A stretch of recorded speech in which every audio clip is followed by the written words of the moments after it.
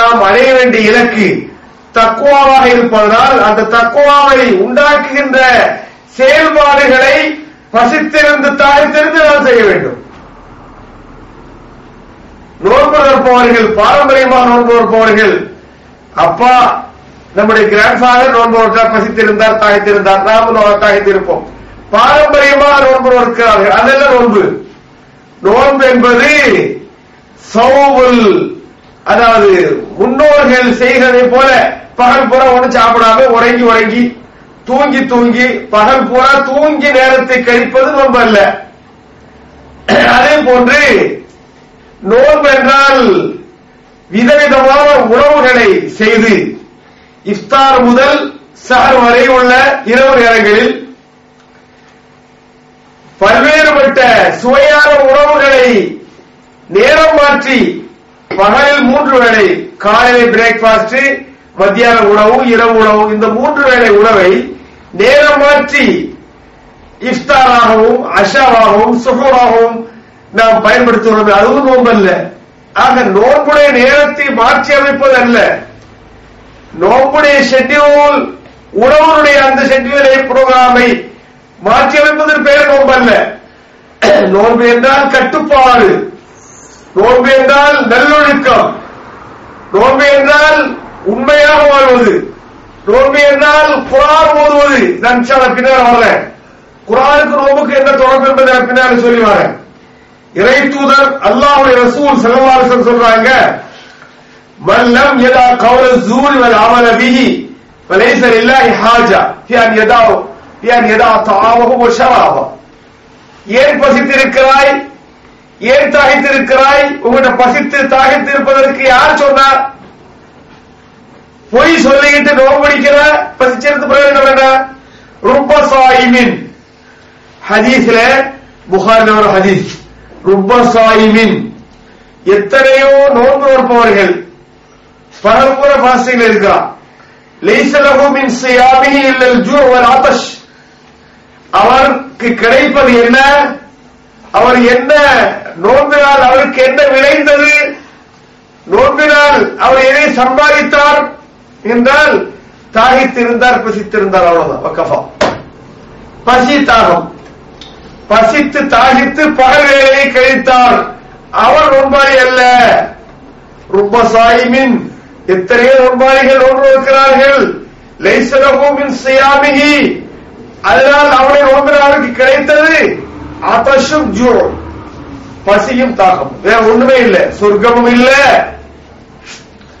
பாவ மன்னிப்பும் இல்ல, இறை திருப்தியும் இல்ல, ஆகிரத்தில் மோட்சமும் வெற்றியும் இல்ல. நோன்பு நாளுக்கு கிடைத்தது பசித்திருந்தார், தாய்த்திருந்தார், நாளை ஓட்டினார். அந்த ரீதியில் நோன்பு நோற்பதற்கு அனுமதி இல்லை. ஆகவே மல்லம் எதா கௌல ஸூரி வல் அமல பிஹி, பொய் பேசுறதை, டூப்ளிகேட்டா, அதாவது நம்ம பகட்டாக வாழ்வதை ஒரு விட்டுவிடாவிட்டால் ஃபலைஸ லில்லாஹி ஹாஜா, இவர் அல்லாஹ்வுக்காக வேண்டி பசித்திருக்க வேண்டிய அவசியம் இல்லை, உணவை புறக்கணிக்க வேண்டிய அவசியம் இல்லை, தாகித்திருக்க வேண்டிய அவசியம் இல்லை. அப்ப என்ன செய்யணும் என்றால் பொய் பேசக்கூடாது. யதார்த்தவாதியாக, உண்மையாளராக, உண்மையான இறை விசுவாசியாக வாழ்வதற்குரிய ஒரு பயிற்சி தான், ஒரு ட்ரைனிங் தான் நோன்பு. அந்த நோன்பை தான் நாம் அடைந்திருக்கிறோம். நோன்பின் வாயிலாக நமக்கு நோன்பு நோற்பவர்களுக்கு கிடைக்கிற ஸ்பெஷல் கூலி கிடைக்க வேண்டும். அந்த ஸ்பெஷாலிட்டியை நாம் அடைய வேண்டும். அது என்ன? நோன்பு நோக்கிறவர்களுக்காக இறைவன் சொர்க்கத்தில் ஒரு என்ட்ரன்ஸ் வைத்திருக்கிறான். அந்த என்ட்ரன்ஸ் வழியாக செல்வதற்குள்ள தௌஃபீக் நமக்கு கிடைக்க வேண்டும். ரையான் என்ற ஒரு என்ட்ரன்ஸ், சொர்க்கத்தினுடைய முக்கியமான மெயின் என்ட்ரன்ஸ்களில் ஒன்று. அந்த வழியாக சொர்க்கத்தில் நோன்பு நோற்பவர்கள் மட்டுமே பிரவேசிப்பார்கள். அப்படிப்பட்ட நோன்பாளியாக மாற வேண்டும்.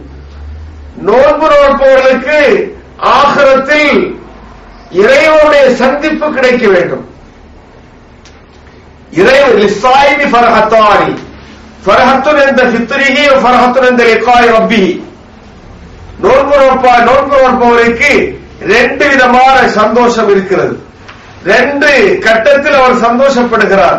அதை இறைவனை தூதர் ஸல்லல்லாஹு அலைஹி வஸல்லம் அவர்கள் உறுதி செய்கிறார்கள். அது என்ன கட்டம்? ஒன்று நோன்பு திறக்கிற கட்டம். நோன்பு திறக்கிறத பசித்து தாகித்து கஷ்டப்பட்டு இருக்கிறது. நோன்பு திறக்கும் போது இஃப்தாரின் போது ஒரு சந்தோஷம் நமக்கு ஏற்படுகிறது.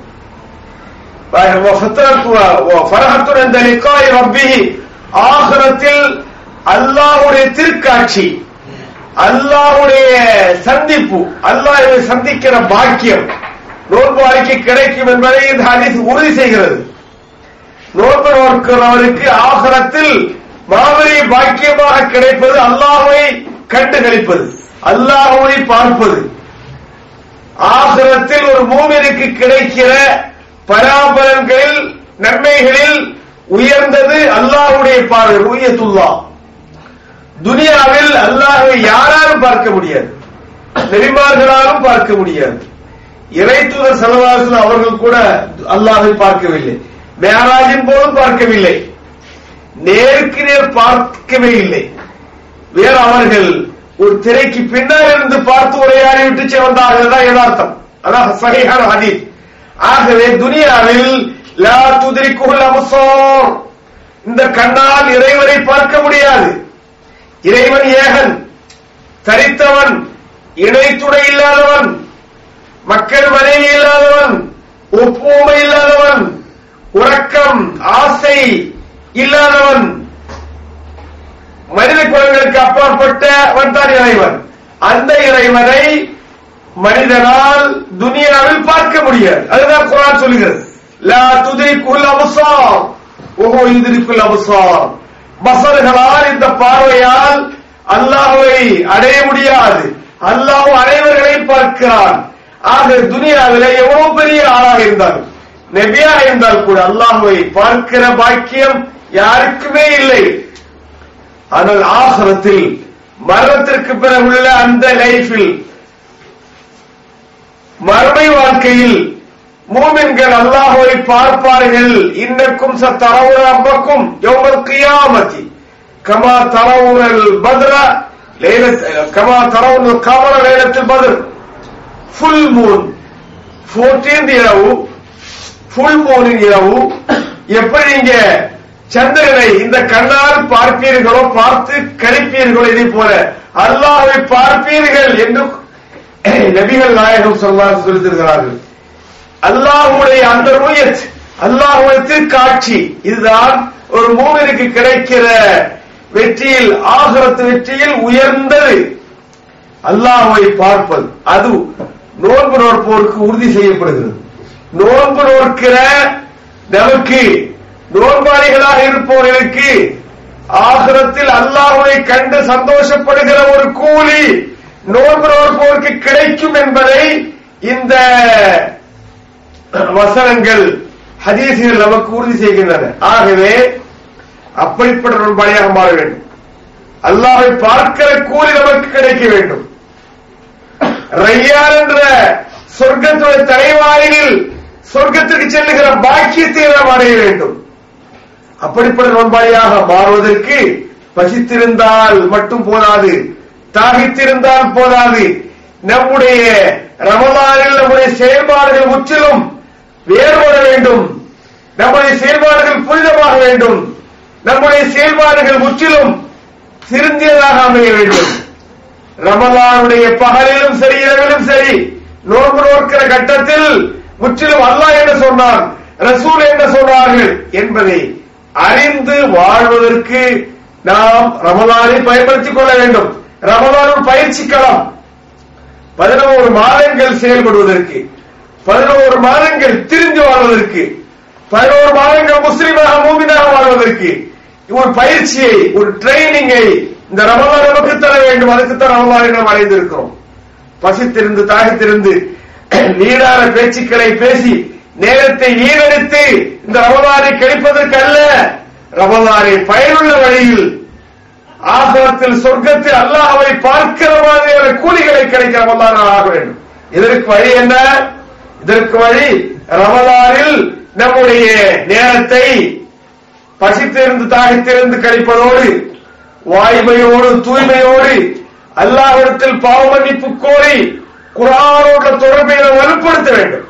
குர்ஆனோட தொடர்பு, குர்ஆனோட நம்முடைய கனெக்ஷன் ஸ்ட்ராங்கா இருக்கணும், வலிமையாக இருக்க வேண்டும். குர்ஆன் ரமலான் எதனால் சிறந்தது? ரமலானுக்கு ஏன் இந்த சிறப்பு? அல்லாஹ் சுப்ஹானஹு வ தஆலா ரமலானில் செய்கிற அமல்களுக்கு எல்லாவற்றிற்குமே அதிக நன்மைகளை தருகிறார். ஒரு சுன்னத்திற்கு ஒரு ஃபர்துடைய கூலி, ஒரு ஃபர்லுக்கு 70 ஃபர்துடைய கூலி. ஒரு ஃபர்து தொழுகை, ஒரு ஓர் தொழுகையை ரமலானுடைய பகலில் நாம் நிறைவேற்றினால் அந்த ஃபர்லான தொழுகை 70 தொழுகைக்கு சமம். 70 நாள் தொழுகை ஃபர்லுக்கு சமம். ஒரு சுன்னத் 70 சுன்னத்துக்கு சமம். ஒரு ஃபர்து 70 நஃபிலுக்கு சமம். ஒரு உம்ரா ஒரு ஹஜ்ஜுக்கு சமம். ஒரு உம்ரா ரமலான் உம்ரத்துன் ஃபீ ரமலான கஹஜ்ஜத்தின் ஃபீ கைரி ஹதீஸ். உம்ரத்துன் ஃபீ ரமலான கஹஜ்ஜத்தின் ஃபீ கைரிஹி.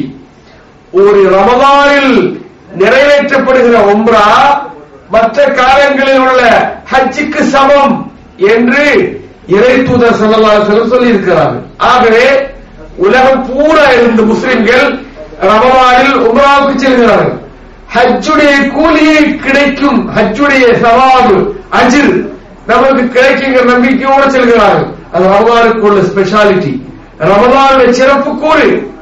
இது போன்ற ஒவ்வொரு அமலுக்கும் அல் ஹஸனத்து பி அஷ்ரி அம்சாலிஹா ஹதீஸில் இறை தூதர் முஹம்மது ஸல்லல்லாஹு அலைஹி வஸல்லம் சொல்கிறார்கள், அல் ஹஸனத்து பி அஷ்ரி அம்சாலிஹா, ரமலானில் செய்கிற நல்ல அமல் அதற்கு 10 இரட்டி கூலிப்பு தரப்படுகிறது.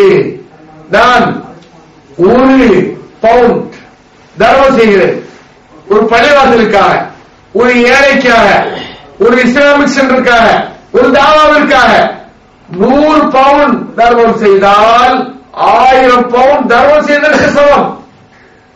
அல் ஹஸனத்து பி அஷ்ரி அம்சாலிஹா. எல்லா வருஷங்களிலுமே எல்லா நன்மைகளும் இரட்டிக்கப்படும். எல்லா ஹஸனாத்துகளும் நல்ல அமல்களும் இரட்டிப்பான கூலிகளை பெறும். ரமலானில் அப்படி இல்லை. ரமலானில் வெறும் இரட்டிப்பு அல்ல, இல்ல சௌம்.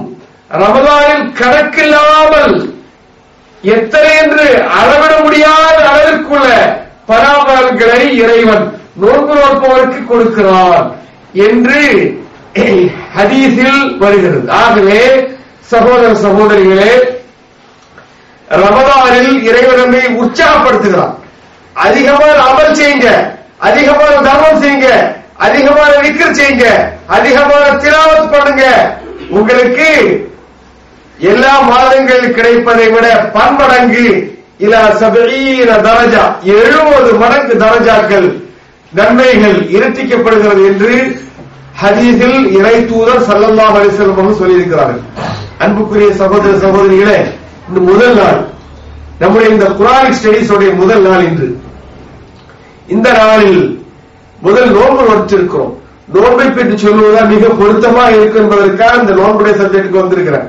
நான் திறந்தோட உங்களுக்கு ஒரு சப்ஜெக்ட் என்றால் குறிப்பாக தராவீஹ் தொழுகையில், இரவு நேர தொழுகையில் இமாம் சாஹிப் இந்த ஸலாத்துலேயில் எது ஓதுகிறாரோ அந்த ஆயாத்துகளுடைய சூறாக்களுடைய சாராம்சத்தை முக்கியமான ஒரு சப்ஜெக்டாக திறந்தோடு இன்ஷா அல்லாஹ் உங்களுக்கு 1 மணி நேரம் 1.5 மணி நேரமோ தருவதற்கு தயாராக இருக்கிறேன். இன்று முதல் நாளா இருக்கிறேன்.